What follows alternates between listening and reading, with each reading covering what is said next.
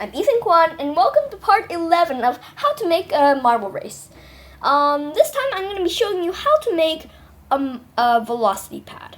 Now, a velocity pad is going to basically, if anything touches it, it's going to bounce along and go in one direction. Okay, so I'm going to color it, I'm going to color it this color, kind of poopy color. Actually no, maybe this color. Okay, and I'm also gonna glue it to the background. Okay, so this is what our thing looks like. It should, when something touches it, it should boing across, like this.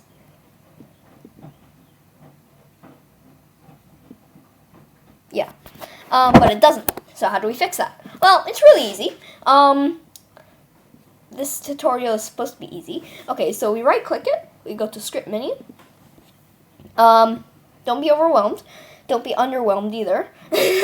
Okay, so go to On Collide. So On Collide, say inside the curly brackets, say e.other.vel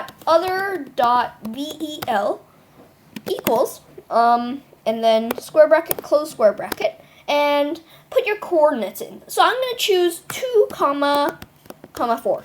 What happens here? Well, this is what happens. Now, when something touches it, goes in the direction 2, 4. So its velocity is 2, 4, which means 2 in the which means 2 in the x direction and 4 in the y direction.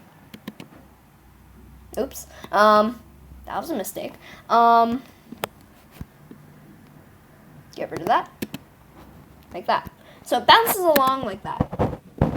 Okay, so that's how to make a velocity pad. How do you change it? Well, you just go into Script and you can just change it. So for example, if you put like 5, 4, you'll get this. Like that. So it moves across faster. Whoa, it's in the ground. Okay, now if you put negative, of course, you're gonna get this. If you put negative x, it's going to go in the other direction. If you put a negative y, what happens? Well, this is what happens. So it basically rolls across. It's the same thing as just putting in 0, basically.